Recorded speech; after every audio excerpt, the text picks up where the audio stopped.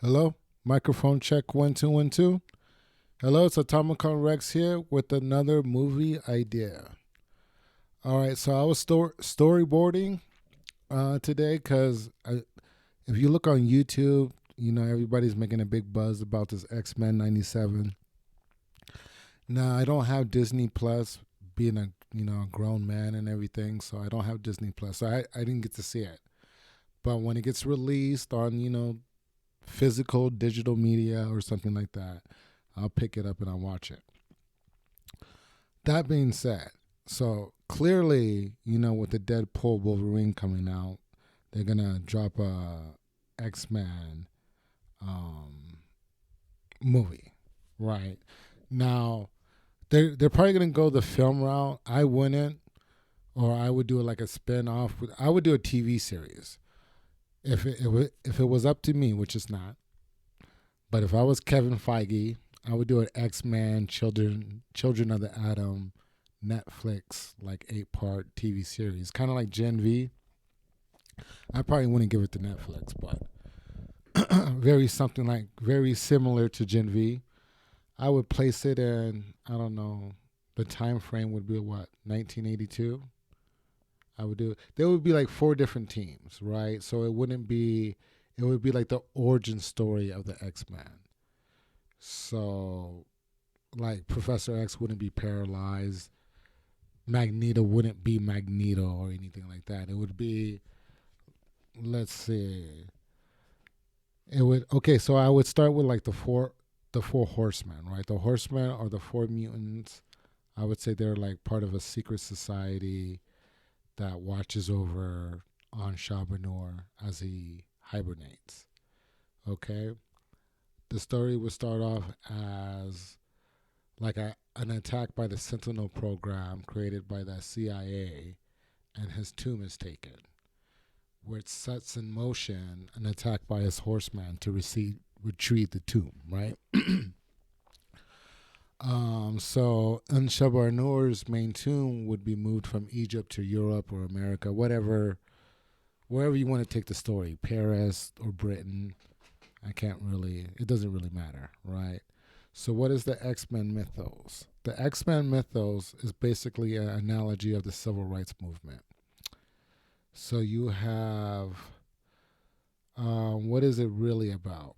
Okay, it's an analogy of the rights movement, which is about prejudice and racism. But what the X Men is really about is how superhumans treat regular humans, and like gods versus men, monarchies versus democracies, right? That's kind of, at least that's the natural conclusion I came to when I first started watching X Men back in the '90s. Because like most people, I was turned on to the X Men through the cartoon, not through the comic book. But through its natural conclusion, like if you think about Magneto, like not only is he gonna want to separate from humans, eventually some mutants are gonna want to dominate humans. So that's kind of like the three main philosophies between the camps. I'll talk about them a little later. So Team A, Professor X, which is the leader of the X Men, he's to play on Dr. Martin Luther King. In my mind, Dr. King if he had survived the assassination attempt, right? And he just ended up paralyzed. But you know, of course, he didn't survive. But in this story, he did, right? But he's just paralyzed. But since this is the beginning, I would just have him working at the CIA as basically a remote viewer. He wouldn't be paralyzed at this time. He works at the CIA. He's a higher up because he's a remote viewer, and I would have like the CIA working on some sort of mechanical device that could read people's minds. Right. This is like the prototype to cerebral. Um, his ideology would be assimilation or desegregation because it's still based on the civil rights movement, and the people who work for the CIA, at this time they wouldn't be known as mutants. We'll just call them psychics. Well, for this segment, we'll call them psychics, right? So it would be Xavier, Magnus, Cyclops, Angel Beast, Jean, Iceman, like Toad, Mystique, Sabretooth, all of these other different ones, right? But they wouldn't necessarily be regarded as mutants, just people with special abilities or psychics. Okay, so Team B would be naturally the Brotherhood of the Mutants. This this Magneto is a play on Malcolm X, and it's his ideology is mutant supremacy or segregation. So it's basically the Nation of Islam, just in mutant terms, right?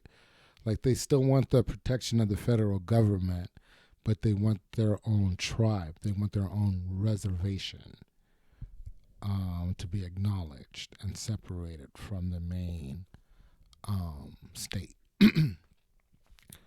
Okay, and then you'll fast forward over here, and you'll have Team C, which is the Sentinels. Now the Sentinels are just they're made by Bolivar Trask, and he's really just an analogy for the Ku Klux Klan. Like they're just blind, hateful people. Their ideology would be human supremacy or mutant eradication, right?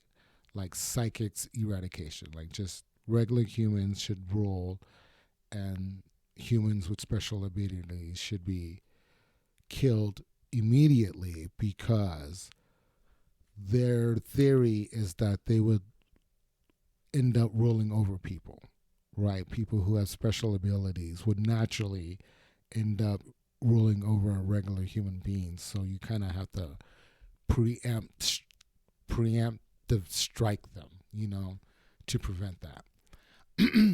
And so the members of this club would be Bolivar Trask, and I would just have like the Mark One Sentinels and like, I don't know, some political lobby that is formed from the realization that there are mutants.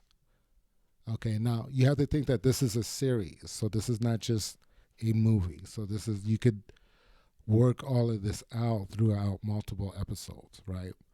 And so then you'll have Team D. So you'll have I said three at first.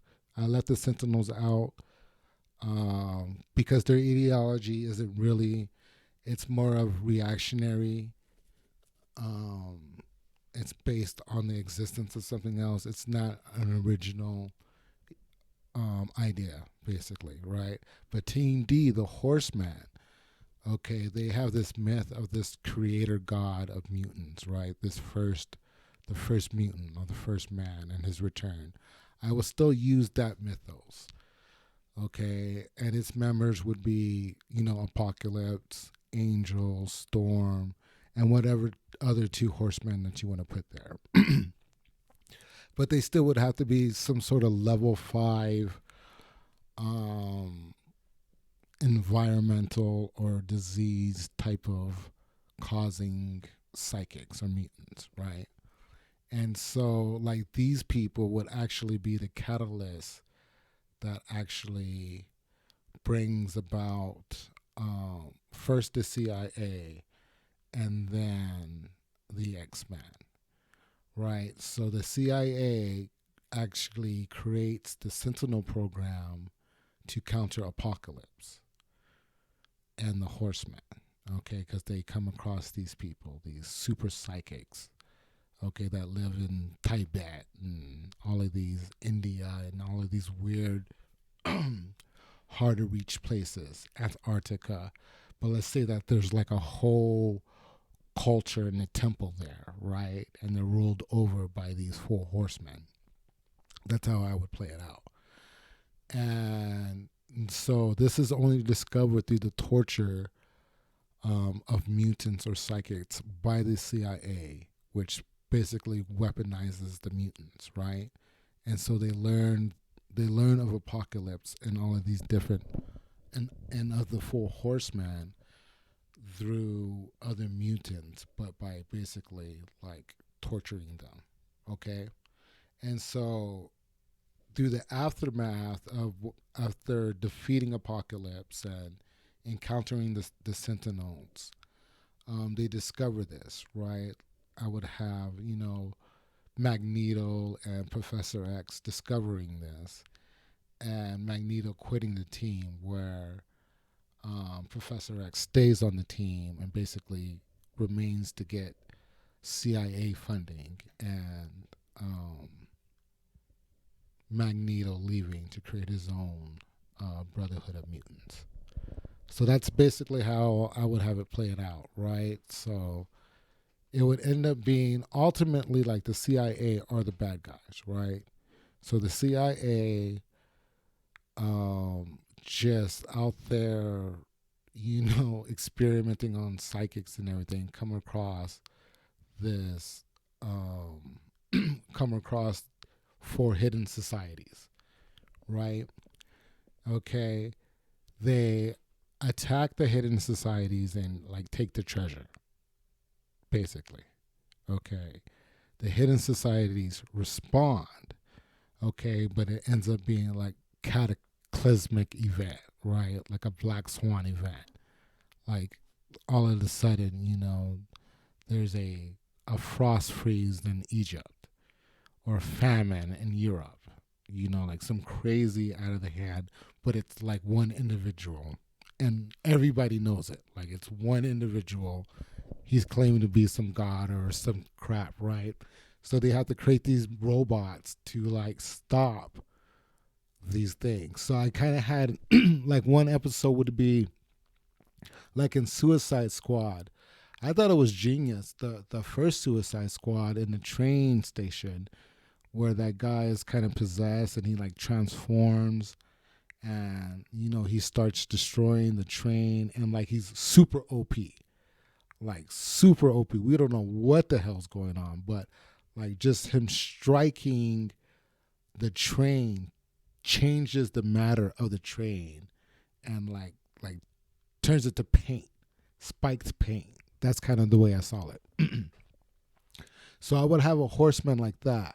And so one scene would start off like that, but the very next day you have the entire military, well, like the National Guard, responding to the situation because it's really out of hand, right? And this is just one mutant, okay? And it doesn't matter what they're launching at it; it's not killing it, it's not stopping it, okay? Because it has superhuman strength. Like you need